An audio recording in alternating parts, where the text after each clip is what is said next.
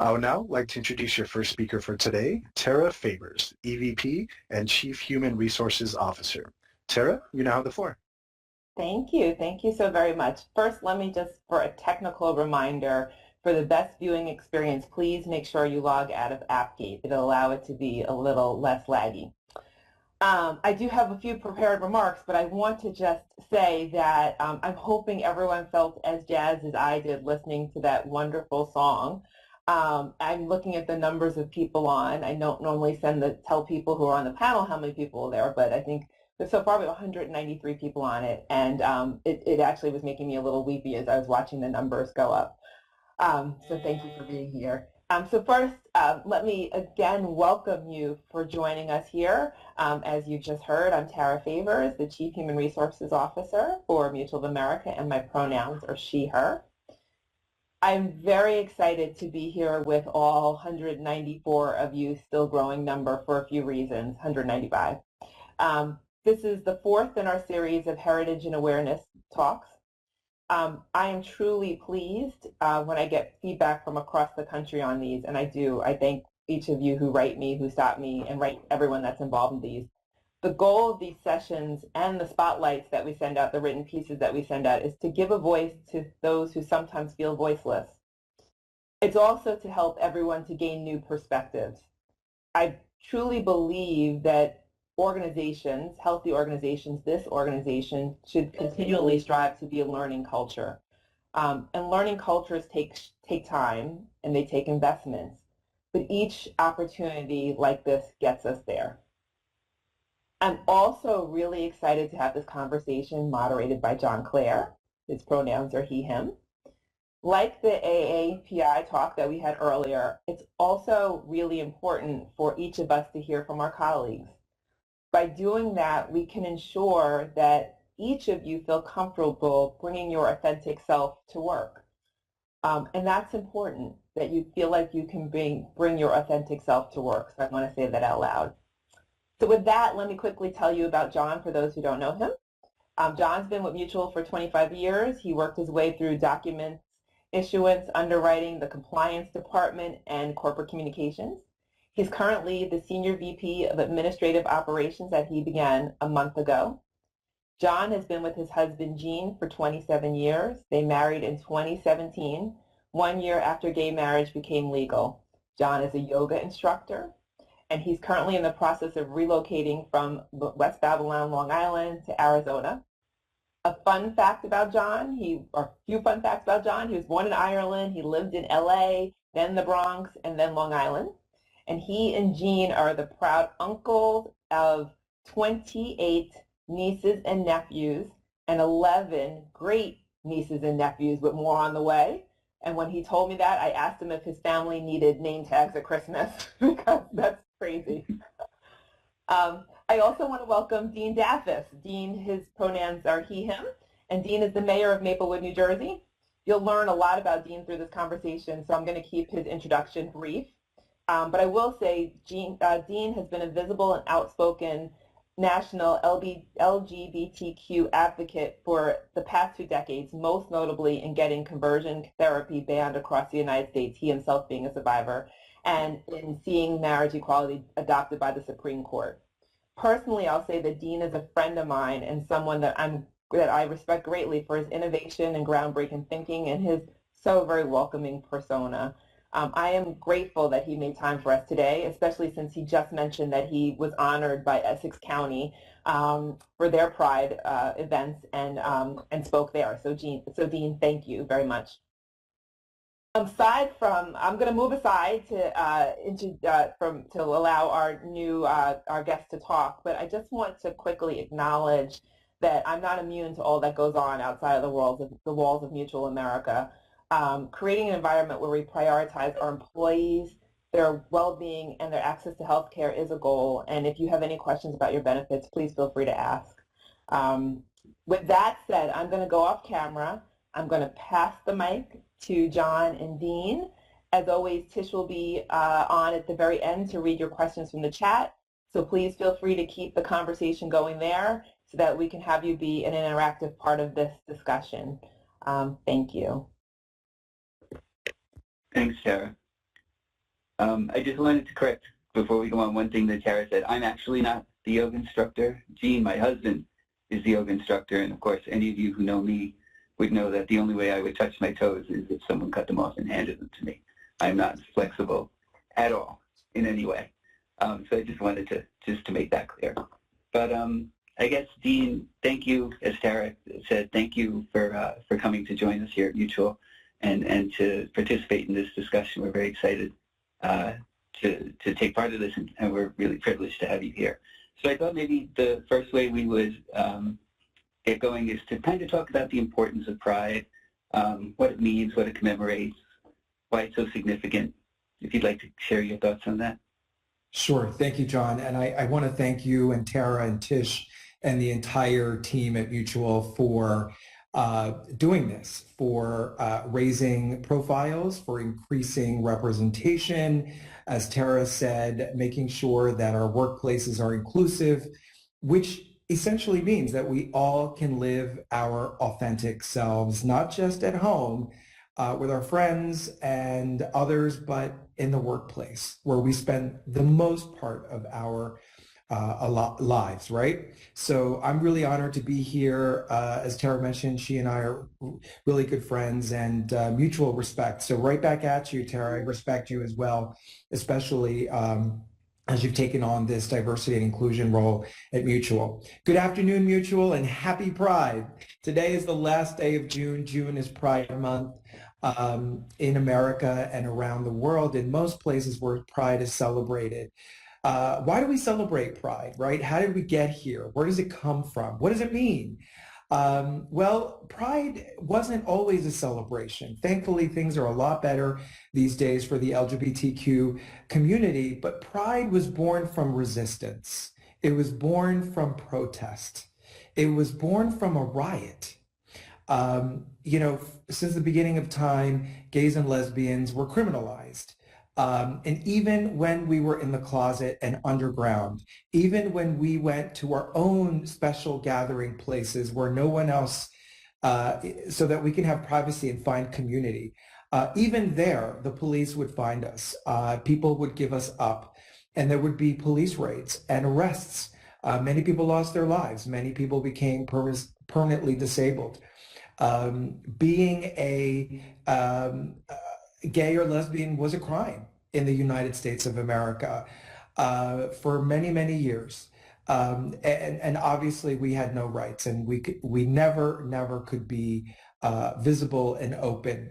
And those of us who were in the performance and the art spaces, they were also sort of mischaracterized and not living their authentic self. They were called cross-dressers, and they suffered a lot of discrimination. I also have a background in financial services. I worked at JP Chase for many years back in the day when things were starting to get better, but still, even for myself and many others, even during a time when JP Chase began engaging in benefits for same-sex partners, domestic partnerships, and civil unions, and extending those benefits to our partners. Even during those times, it was very, very scary to be out and proud at work.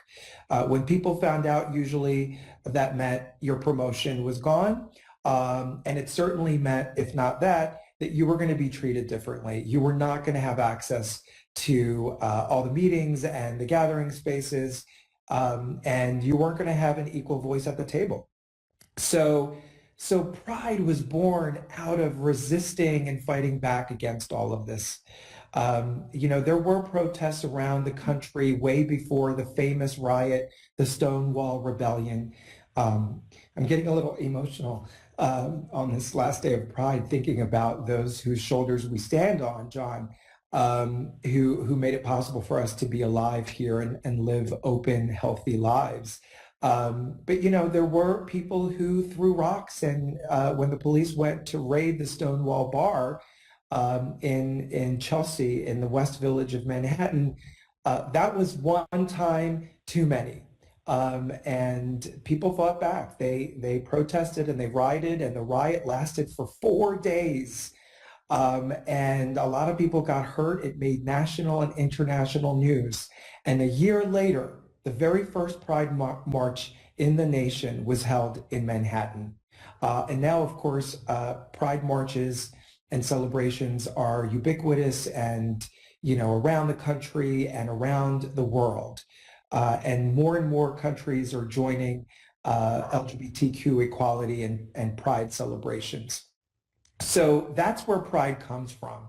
Today, what does Pride mean? Well, I think for those of us who celebrate Pride in these better times for the LGBTQ community, it's an opportunity to honor all of those who came before us, who made it possible through their sacrifice, even paying the ultimate sacrifice to allow us to live openly, to allow us to have more rights, to be more equal than we were before, even though, as you know, John, we still remain unequal in many ways. We are still not protected under the federal civil rights laws. And depending on which state you live, you have more rights than in other states. The Supreme Court made it very clear during that shameful and dangerous decision against Roe, overturning Roe, that they're coming after same-sex marriages. They're coming after love. They're coming after love itself. So Pride today means to honor, to celebrate where we are today, the advances, the progress, but to also commit to continuing the work that we need to do until we are truly free. And that work happens here like this, having these conversations, sharing our stories, because our freedom, John, is intersectional. Our liberation requires all of us in the community working together, LGBTQ folks and our allies. That was Dr. King's message. And that is our commitment as LGBTQ advocates and as allies. So that's what Pride is and why it's important to celebrate it. Thanks, Dean. And to that point, I mean, the Pride, the gay rights movement really grew out of the civil rights movement. I mean, the interconnectivity between the civil rights movement that preceded the gay rights movement is huge and continues, quite frankly, to this day, in the way the two communities are so intertwined with each other. That's right, John. In fact, right above me here, if you could see in my background in my office, is a picture of Bayard Rustin, African-American man who was the closest advisor to Dr. King. He was the architect of the March to Washington. But Bayard Rustin was also a gay man. But he obviously was closeted and could not come out, and Dr. King and everyone else around him said, we couldn't possibly jeopardize our civil rights movement by people knowing that you're gay. And so, he died in the closet. But that he is at that intersection of the African-American civil rights movement in our country and the LGBTQ liberation movement as well. It is truly interconnected. That's why it's important for us to get together in spaces like this, all of us, all of our different diversities and identities, to connect with each other better. Absolutely. Thank you, Dean. Would you mind sharing a little about your background, about yourself? I know you grew up straddling two different communities, the Greek community and the American community, and maybe give us a little talk about, your background and how you came to where you are now. Certainly, John. So I am a proud Greek American. My parents are Greek immigrants. They came to this country in the early 60s. They escaped a military takeover of a democratic country. And my father actually, saw his friends being run over by tanks in the streets of Athens. So he took my mother and they came to the country of opportunity, the United States of America. They came here with nothing. They certainly did not speak any English. And they did all of the menial tasks that immigrants have to do as they climb the social and economic ladder in our country. And I'm the firstborn male in a very big Greek family that is very religious and very pious. It's a very machismo culture, very similar to Italian and Latin culture. And so, when I came out to my family at 10 or so years old, it didn't go over well, to say the least. My parents never met someone who was gay. They didn't really understand what that was. Another reason why we have to be out and proud, so that more people are comfortable with gay people and lesbian people and trans folks. So, my parents were very concerned, and obviously they took me to the church, and, hopefully the priest can take the demons away and pray the gay away. And when that didn't work, through friends, they learned about this practice, which is still being practiced around the country in too many states. Fortunately, we've had bans instituted in most states, including New Jersey and New York. Conversion therapy, which shouldn't be called conversion. It shouldn't be called therapy. It's abuse. It's very abusive practice. It's the practice where you're trying to erase someone's identity. You're trying to convert them into something that they're not. And it starts in a very benign, innocuous fashion through a conversation with a psychiatrist. And it's all about changing your behavior, changing your thoughts, appearing more masculine for a man who is gay, getting rid of your femininity. And then working out to appear different, changing the way that you speak. I used to be told at a very young age that I used too many adjectives. I was a very verbal kid at a very young age. I guess that was one of the many signs of my being gay. Anyway, so it starts in that reparative behavior therapy fashion, and then it goes deeper and it becomes more harmful. At the time, conversion therapy also included electroshock therapy. So I was electrocuted, literally electrocuted, whenever I was shown signs, homosexual, sexual signs, pictures, images, and if I was responding to them in the natural born way that I was born, I would get electrocuted. And the idea was that through electrocution, my body would learn that that's a bad thing. What happens is, even though physically you may be able to turn that off, psychologically and emotionally, it's deeply harmful. I spent the great part of my early adulthood confused, depressed, insecure, and I did a lot of things, dangerous things, that were intended to essentially kill myself, right? Self-harm, putting myself in precarious situations. I was truly lost. I went through other kinds of therapy to repair the electroshock treatment and the conversion abuse.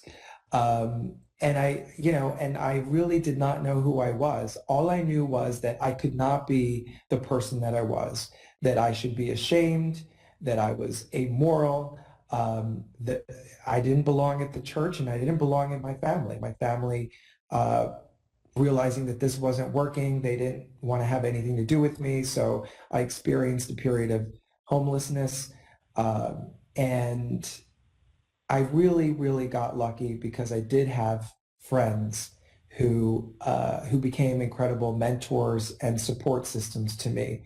Eventually, I moved to New York City, where I found my LGBTQ community. I found other people like me, and I realized that I wasn't something that I should hide or try to erase or be ashamed of, that there were other people like me. And that's also a big part of Pride, is finding our community, being in community, finding each other and celebrating and connecting with each other, because together we're stronger than we are alone. So,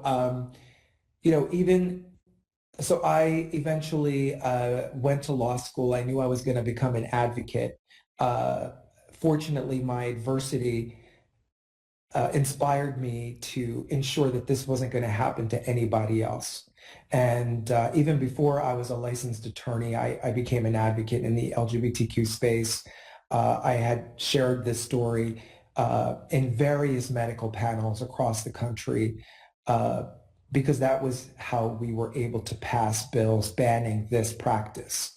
It is no longer condoned by the medical community or the psychological community. And as I said earlier, it is now banned in most places in our nation. However, the pray the gay away practice is still happening, and it's happening to our youth, and it's happening at camps. You sign up your kid for Bible camp. You know, you think they're just going to learn about Christianity and faith. But no, this sort of conversion therapy is happening against children who either come out as queer or questioning, not sure. So we have a lot of work to do. But eventually I became a healthier person, a healthy adult. I was married to a woman when I was working in the financial industry. Again, I was still in the closet at the time.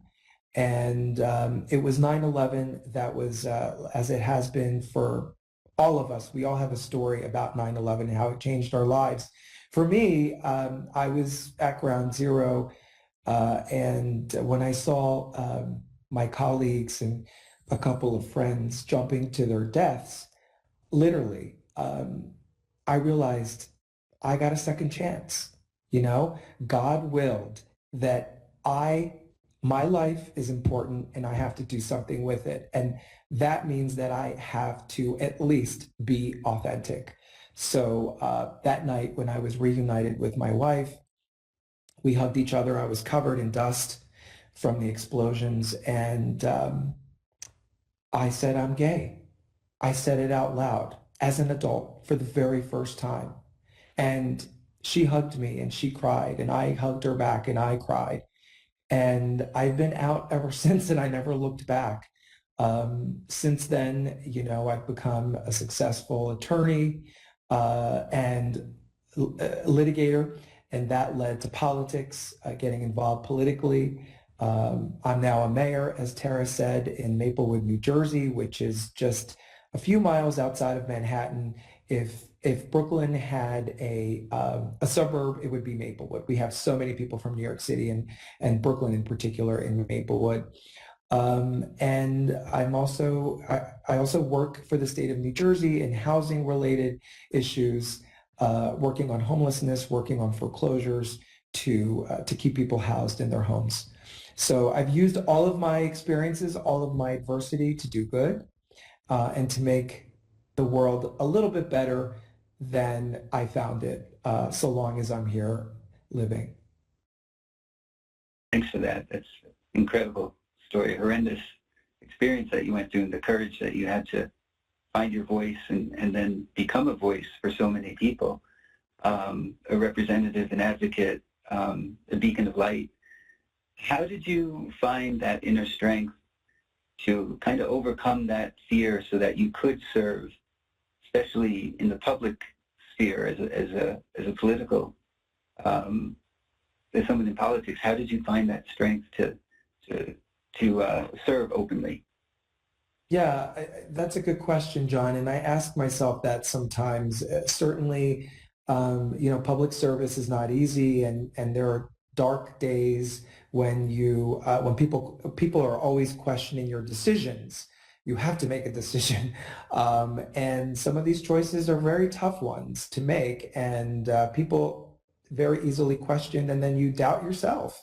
And in those moments, I wonder, you know, where I got the strength from. I think because so many of the people that I grew up with in the 80s and early 90s lost their life to HIV because, you know, because they were neglected by the healthcare community, because our president couldn't acknowledge that this was happening, because people in the religious world were saying that we deserved to die because we were so immoral and shameful. I got to live. I got to live. So I always felt that I had to use my life and my fortune to do something for others. I could not just live selfishly. And that's where my duty, where my public service duty comes from. I feel like I have a lot to offer to youth as a mentor, to encourage them, to empower them. I think I have a lot to offer to our LGBTQ community because our work is not done. And the work that is done, they're trying to undo. And you know, that's really what inspires me every morning when I wake up, even as tired as I can be sometimes. Sure. So as Tara had mentioned, I've been here at Mutual for almost 25 years now. And when I first came here, there wasn't, at least to my knowledge, anyone who was openly gay in the company. And, you know, I'd been with Jean 2 years before I even started with Mutual. And it's just reflecting back, you know, with the conversations that you and I have had, just how, you know, I didn't feel comfortable coming out as gay to my coworkers who are fantastic. I mean, this is a wonderful company. To my coworkers until probably about really a year ago. I finally felt secure enough. And even when I was getting married in 2014, I had gone to one of my friends here, Scott Rothstein, and I actually asked him if there was a way that I could do this, if I could get married without having to tell the company that I was gay. And of course, you know, he kind of sat me down and gave me some very wise counsel to allow me to proceed. But that was kind of, you know, in your own head, that was kind of the fear that I had even, and at that point I'd probably been with the company 15 years and knew that I was in a good position. I mean, I had gotten, you know, my MBA, my law degree, I was all set as far as on paper looking good, but you're just always so kind of insecure. You never know, you know, you're always afraid, as you said earlier, that, you know, the meetings will stop, the promotions will stop, even if it's not, in fact, real. In your head, that's kind of what goes on. So I think, like I said, about a year ago, I finally felt comfortable enough and realized, and probably through, you know, working with Tara in particular, the importance of visibility and the importance of being literally out there, much like you've done in your career. Agreed. You have to be visible, because if the next generation can't see it, they can't be it, right? You and I, John, come from the generation where, you know, LGBTQ persons were weak. It was a sign of weakness. It wasn't a sign of strength. But now we've created for the next generation an opportunity for them to see that no, the LGBTQ community is now politically influential. You know, we're doctors, we're lawyers, we're visible in every sphere of the professional world and in society, beyond the stereotypes. You know, oh yeah, my hairdresser is gay, or I may know, you know, an artist, you know, it's okay for the Broadway people to be gay, or the celebrities to be gay, but not my neighbor, not my teacher, certainly not my doctor. Oh, wait a minute, my lawyer? You know, like we've broken those barriers because of our visibility. And now you talk to someone, an ally, right? A heterosexual person, and they say, well, why do you have to talk about this anymore? I don't care. I know a lot of gay people. It's great. We love them. This is why we have to talk about it, because that fear, that discomfort still exists in the financial institutions, but you'd be surprised even in other institutions. And remember, our community is not just one thing. We also have other kinds of queer folks. We have queer folks who are of color, Black, African American. We have trans folks. And when you look at the data in those communities, the prejudice, the discrimination, the violence, the lack of access to opportunity, whether employment, housing, or other, you see that In those communities, there's still a lot of work to do. Those people don't feel comfortable still. You know, when you go to some of the Black communities in, you know, in the city, in New York City, and you talk about pride, you see that there are young people who are still struggling to come out to their families. They're surrounded by religious leaders who are misusing faith as a weapon instead of um, as love, right? As a healing, and that's because they're still afraid. There's still a lot of discomfort, and even for us, even for me as a mayor, as an attorney, as someone who works, you know, for the governor for the state of New Jersey. Um, I still suffer microaggressions. I still get the looks. I see how people treat me a little bit differently than they treat the other guy in the meeting. And often, not here today, but in other spaces, I have that thing stuck in my head, that voice that says, you're not passing. You need to lower your voice. You're using your hands too much. What will they think? How will you come across? What if they use this against you? Why are you talking about it? You know, um, those microaggressions are there, and that daily insecurity is there. So we celebrate pride in June, but we have to walk in pride 365 days a year. Absolutely, and that's why being visible is constant. It's not just for the month of June and suddenly July 1st everything goes away. But I think, you know, as you kind of mentioned, you know, we don't live here in a vacuum. And of course, what's so critical, I think, to all of this is the allyship that we get from, you know, others who aren't necessarily gay, lesbian, bisexual, transgender, who support the community. And I think building those relationships are so critical. Would you have any thoughts on that as far as allyship and its importance to the community? Yes, I mean, I quoted Audre Lorde earlier by saying that without community, there's no liberation. Absolutely.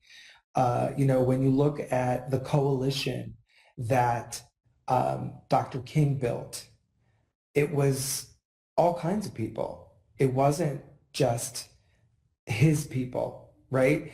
And when you see who helped us in our LGBTQ rights, civil rights movement, it certainly has been allies, including members of clergy, our interfaith clergy, and financial institutions. You better believe it when corporations like Mutual started, you know, having these kinds of sessions and marching in the parade, that broke another barrier. That made it that much easier.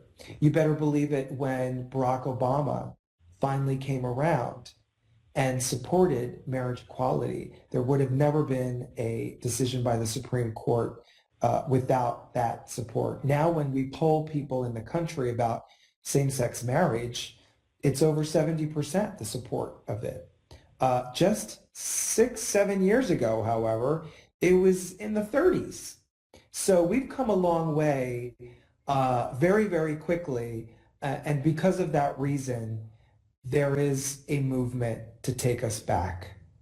And, you know, by doing this, we will never go back. And we need the help of our allies. I went to a pride flag raising the other day in a nearby town. They were doing it for the very first time, and it was the school district that was doing it. They were raising the pride flag. And the superintendent of the school district got a lot of heat for doing it. He nearly lost his job. This is a more conservative community in New Jersey.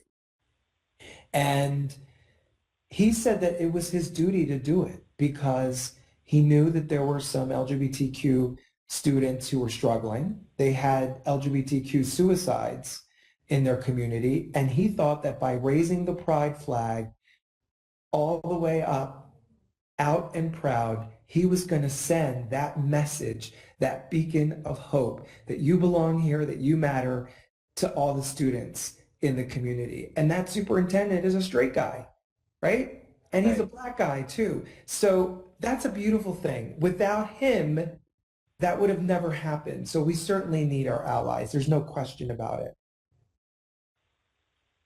Yeah, absolutely. And you had mentioned earlier about your role as a mentor to the youth and, you know, kind of following on the story you just told about the superintendent of a school stepping in and taking this action. What advice or guidance or counsel would you give to kind of young LGBTQ individuals who are looking to, you know, start their careers, maybe go into public service like you, to help them be their authentic self, to help them achieve a comfortable environment in which to work? Yeah, you know, thanks, John. I was on a panel not too long ago where the discussion was, should graduating high school students include their identity, their LGBTQ identify? If they identify as queer, should they include that in their applications for college?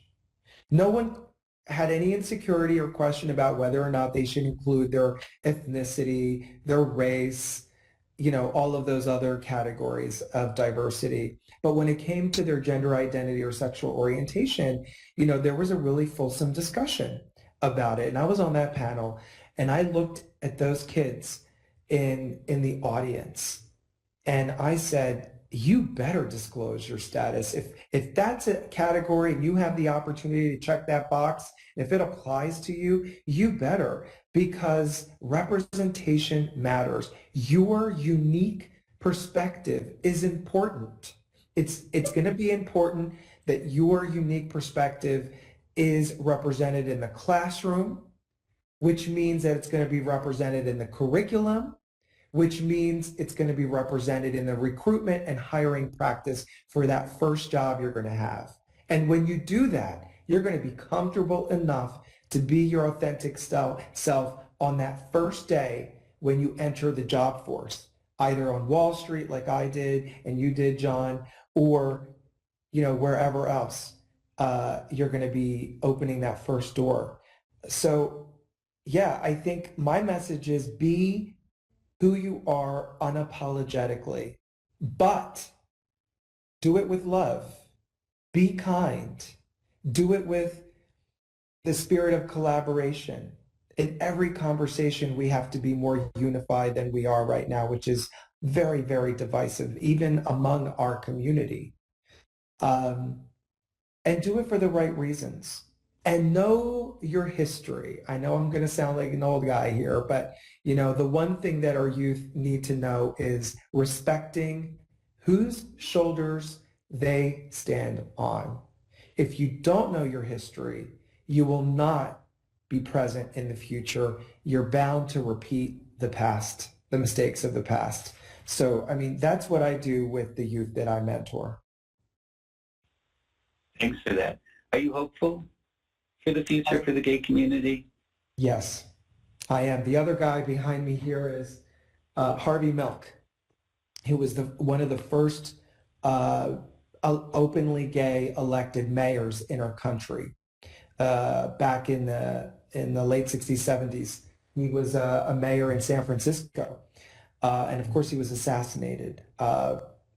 And I remember that moment when he was assassinated. I watched it on TV on our little black and white. I was sitting on the shaggy green carpet. You know, it was the 70s. And I remember my stomach dropped. I just felt like, oh my God, they just killed him. And I'm like him. I will never tell my truth. I can never tell my truth because that's what's going to happen to me. However, things have gotten better since then. As Harvey Milk said himself, hope is never silent. As long as we keep sharing our stories like this, as long as we're out there visible and proud, I'm hopeful. That's what hope is. Hope is not a feeling. Hope is action, taking action to make things better. Thank you, Dean. This has been just a wonderful conversation with you, and I'm really privileged to have been able to spend these 45 minutes with you.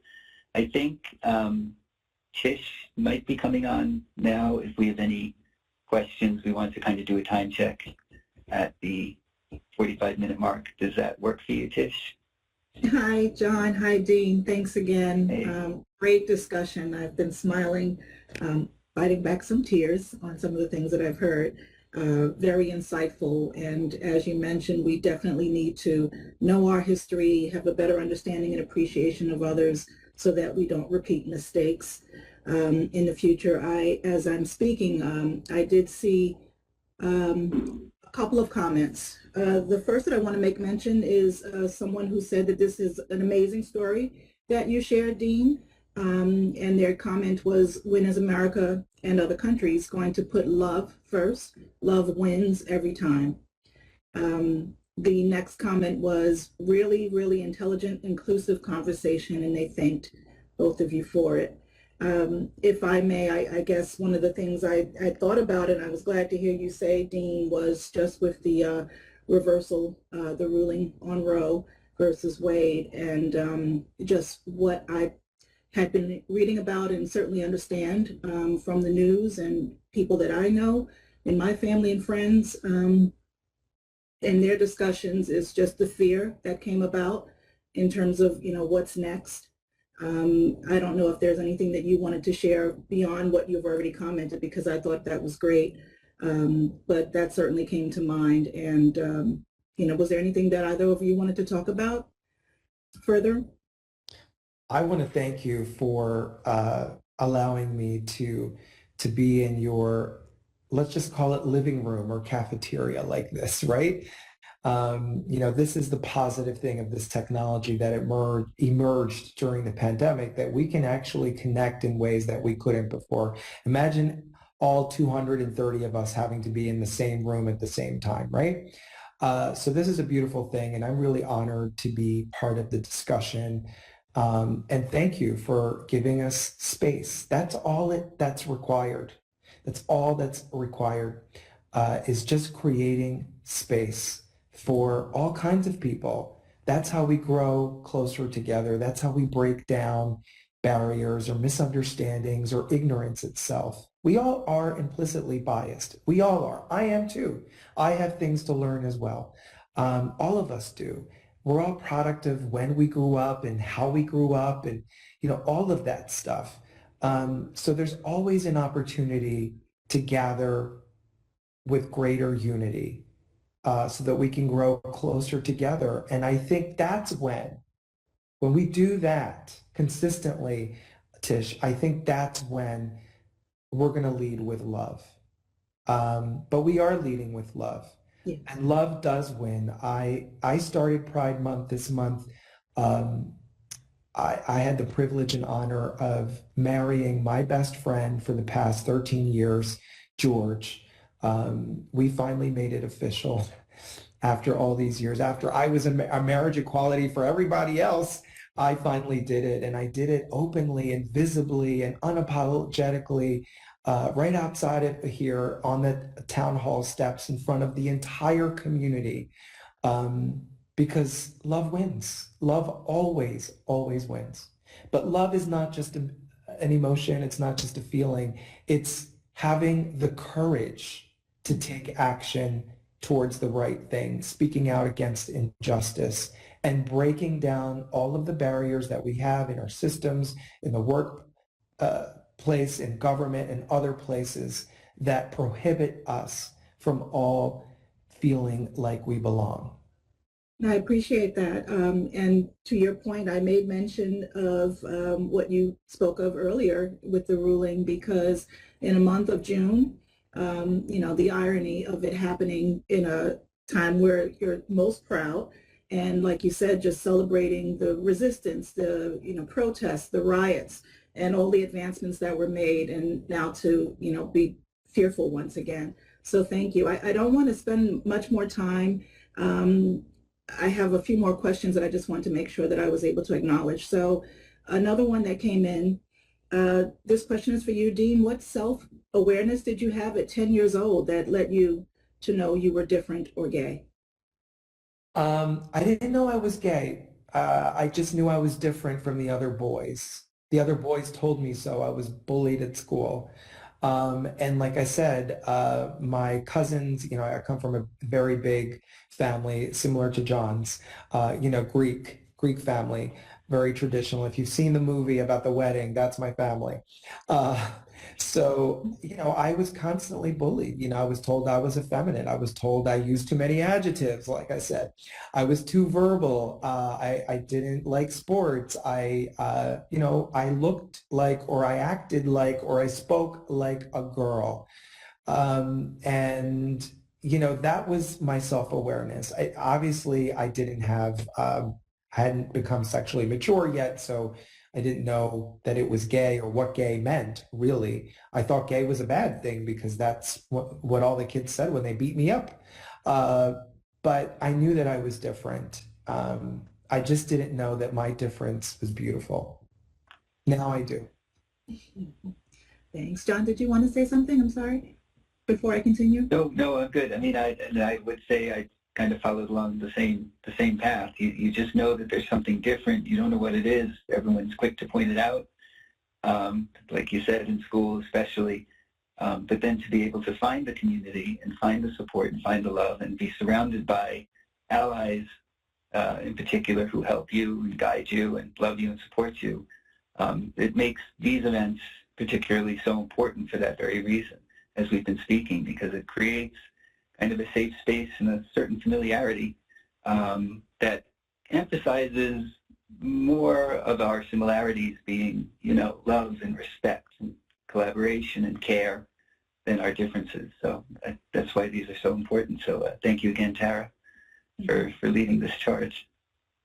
And speaking of, I had to scroll to make sure I wasn't receiving repeated questions from the same person, because the lead into at least a handful that I see starts with the same thing exactly. Thank you so much. And I do want to acknowledge as many of them as I can, because these can be coming from people who now feel that they are able to be their whole selves, or just someone who realizes what it means to be an ally in that expression of thanks and appreciation and acknowledgement. So one of them says, thank you so much, Dean, John, and Tara. This is inspiring. I am proud to be a part of a company that I can be myself and be proud of who I am. Mahalo, and may the 4th be with you all this weekend. That's great. Yeah. Thank you so much for your openness, says another. So appreciative of this discussion. What can we all do? What can we do to all work together to make the workplace more inclusive?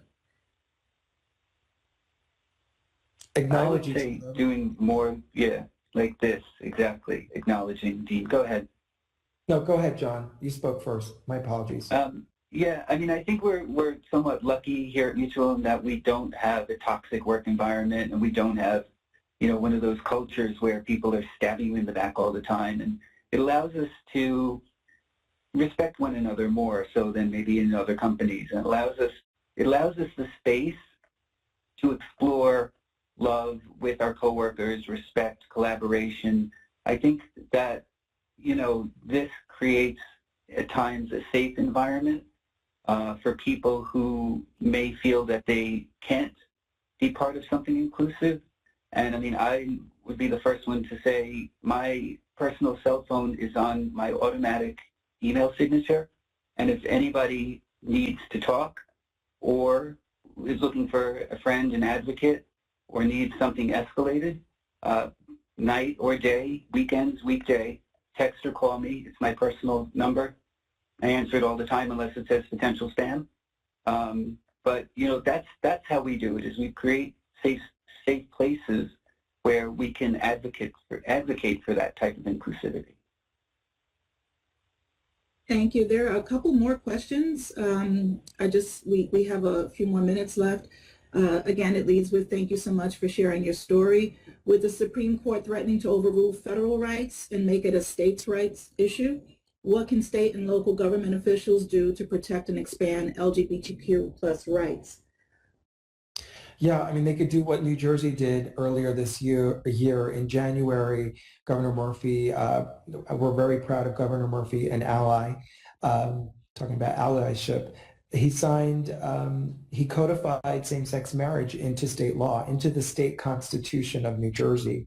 And so that's a beautiful thing. Now, of course, if we lose our majority in both houses in Congress come the midterms, that after the November elections, then it's quite possible that Congress will pass a federal law that applies to all the states, undoing all of that, and therefore preempting states from being able to protect their individual residents. And that's what we're worried about. And that's why it's important to stay engaged beyond doing this at the polls. You got to vote, and you got to get the vote out there. There are just too many people who feel that we're comfortable here, we're okay in New York, we're okay in New Jersey, we have broad protections. But no, freedom is fleeting. It is not something to get comfortable about, because when you're not paying attention is when they take it away. I agree. There's another. Thank you for sharing your incredible stories, John and Dean. How do you recommend those outside of the LGBTQ community become an ally and support the LGBTQ community? Do you want to take that, Dean? Yeah, I would say listen, join us, open your door so that we can share space, and support our efforts towards full equality so that we're not second-class citizens. We still remain second-class citizens in our country. The flag, our nation's great flag, which we're going to all be waving this weekend to celebrate our nation's independence from tyranny, July 4th, it belongs to all of us. It is not a Republican flag as much as they want it to be. It is not a progressive or liberal flag. It is the flag of the United States of America, and we are all Americans. It belongs to all of us. And the ideals that it represents, the ideals of freedom, the ideals of opportunity for all. So that's what we have to do. We have to have those conversations with allies. And the best way to be an ally is to be an upstander, not a bystander. We all experience microaggressions and some other times even more serious incidents of injustice every day in our lives. We see it at the supermarket, at the coffee shop, the way someone is treated. Speak up against it. Acknowledge it in that moment in time. That is how you become an ally to any community, not just to the LGBTQ community. John, I'm going to be mindful of time, but if you would allow, I'll quickly read what I believe are just some more comments, and then I'll turn back to you for closing. Absolutely. This one says, thank you for elaborating on conversion theory. Hearing out loud what it is actually a great learning lesson, and you've omitted a lot of wows, dangs, and OMGs out of this person. Another comment, a great discussion for both of you. And the last one that I'll read off, thank you so much for your courage and for educating us further on these important matters that truly deserve our attention. Love always wins, so very inspiring. That's a great way to end it, Tish. Thank you. And I guess just in closing, once again, Dean, we're indebted to you for the time that you gave us, the wisdom that you've given us, and the friendship and the love that you've shared with us. This is, at least for me, has been an incredible experience, in no small part to having you as a fellow panelist on this. And Tara and Tish, thank you. Neil, thank you for the WebEx support. I mean, this has just been wonderful. Thank you. It's been an honor and a privilege. Really have enjoyed this. Thank you. And Tara, I believe if you want to say something, but just to acknowledge there were a few others that had a lot to do with our work during Pride Month. I don't know if you'd like to make mention. I do, but I don't have the list right in front of me, so let's try and do it off the top of my head. So we have Sarah Nyland, we have Kim Hughes, we have Deborah, whose last name you're going to help me with, Deborah Oliveri. If I'm Oliveri, pronouncing it correctly, my apologies, Deborah, if not. you, and John. Is that everybody? Oh, Neil. sorry. And of course, and Neil, excuse me, and Neil, and of course the team, and I know I'm gonna get it wrong, the team that helped us with the spotlights, and the graphic design. So I will say this, these are put together by a group of people, volunteers, and I've tried to honor and all of the kind of the major heritage and awareness months. And we do them by just kind of doing research, finding people, etc. And so we're always welcome for the feedback. We're always welcome for the help. If I've omitted anyone, I am sorry, but thank you for everyone who asked. Oh, I love that, high five, who everyone asked. And Dean, I thank you for sharing so willingly of yourself. And John, I've been here 8 months, you've been here almost 28 years.